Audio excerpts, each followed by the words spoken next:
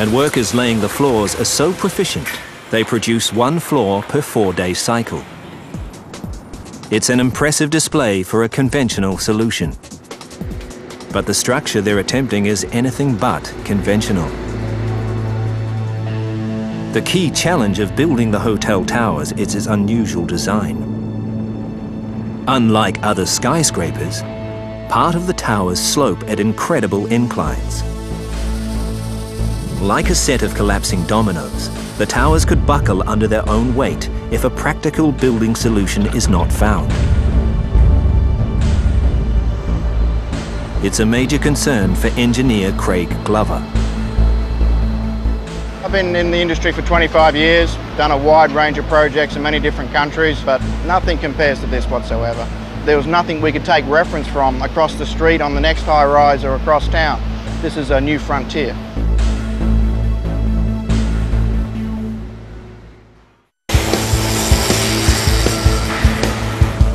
Costing a staggering $5.5 billion to build, the Marina Bay Sands could be one of the world's most expensive mistakes if engineers can't solve the tower's problematic structure.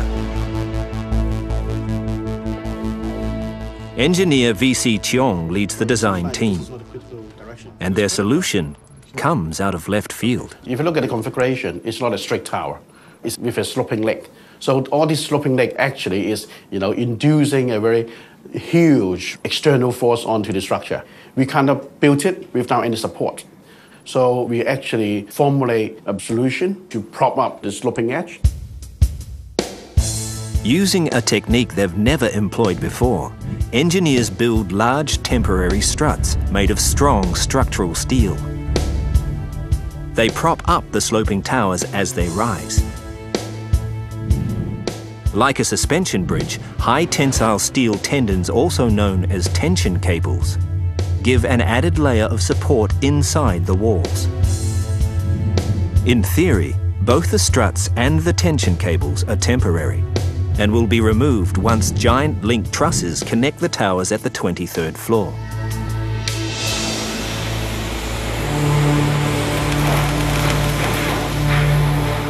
The sheer weight in concrete is enough to topple the towers at level 8 if the engineer's calculations are wrong.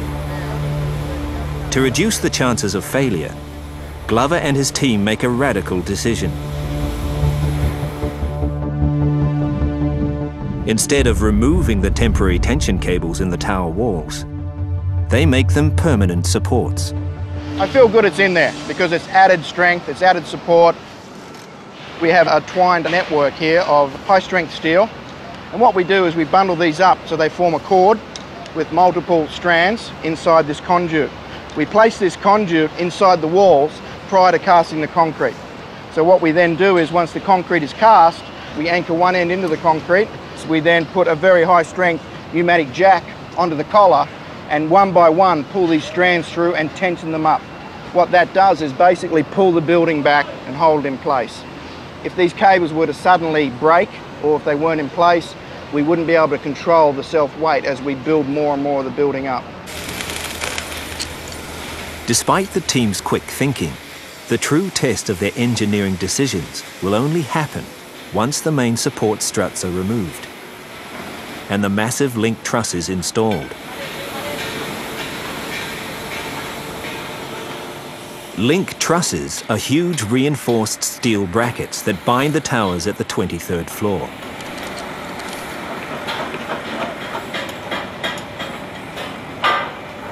Once their installation is complete, they transfer the sloping tower's weight completely away from its temporary struts. Once we're satisfied that we don't have any stability issues, then we can bring the large hydraulic cranes in and member by member start to dismantle the struts. We've got a lot of time pressure, so we've just got to make sure that these things keep moving. As the last pieces of support struts leave the site, Glover and his team can finally breathe a sigh of relief. The link trusses are holding the building load. So far, so good.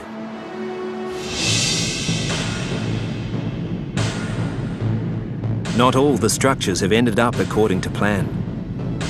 The 60-metre-high Art Science Museum is facing a major design overhaul. Planned as a venue for blockbuster exhibitions on the arts and sciences, its bowl-shaped roof doubles as a 3,000-seat amphitheatre.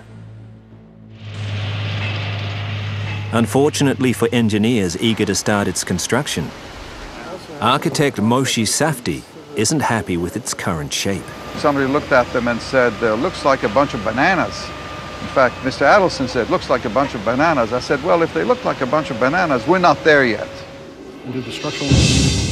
It's terrible news for Safdie's design team, especially its principal, Gene Dyer. There are times that Moshe will come in with an idea. We think it's quite exciting. We'll pursue the idea for weeks or even months. He'll come back and say, I want to change the idea. And we've already bought into the idea, so it's a bit frustrating.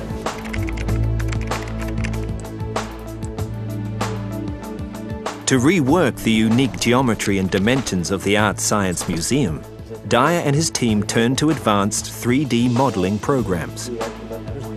It not only makes navigating the museum's complex geometric patterns easier, it shortens the process to a matter of days. The model is dynamic and it can be moved by just changing one or two elements. Moshe could experiment. He could make rapid judgments in a very short period of time about which way he wanted to take the project. This is a process that was impossible to do 10 years ago. Without the computer, this would take years and years and years. After months of refining the design, Safdie is finally happy with the result. The mathematical precision that we gave them made them even more beautiful. It led some people to say, well, hand of welcome. Others said, is that a lotus? And the more ambiguous the associations, the closer I thought we were getting to our target. Because I think the least exciting buildings are those which have overt symbolic associations. Armed with the new design, engineers begin work on the museum's 60-metre-high superstructure. A staggering 5,600 steel elements, weighing some 5,200 tons, are prefabricated to exact specifications.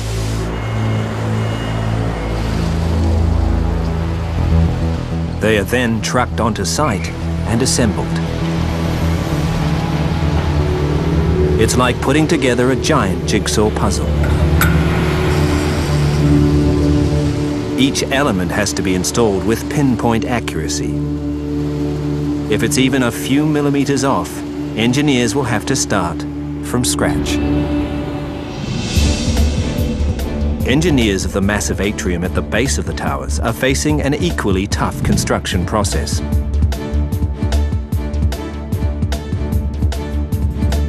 Safdie has come up with a challenging design. He wants to inject art into the atrium's architecture, so that visitors will feel like they're walking through a grand Gothic cathedral.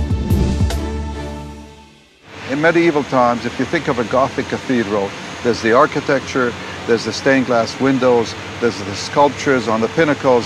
You cannot draw a line and say art and architecture. Art and architecture are one, they're singular experiences. And I think what we try to do here is come back to this integrative mode. To create the centerpiece of his vision for the atrium, Safdie commissions renowned British sculptor Antony Gormley.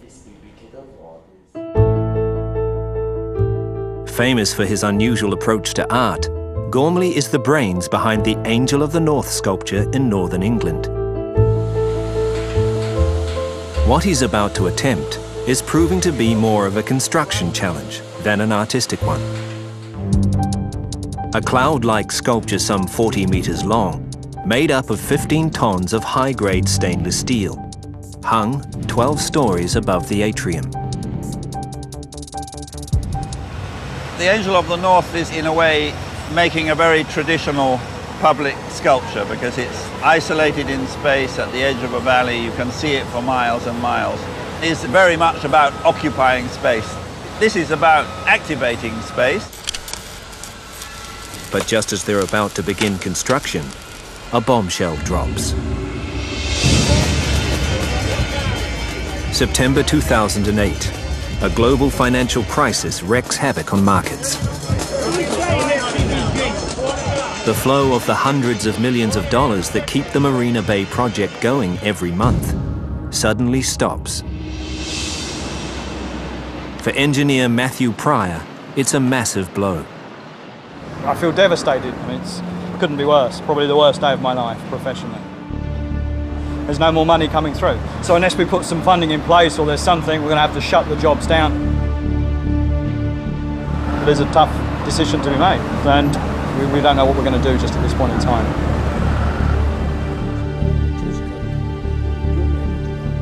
With the future of the multi-billion-dollar project plunged into doubt, all eyes turn to the man behind it, Sheldon Adelson. The next move of one of the world's richest men will determine the fate of the mega construction site.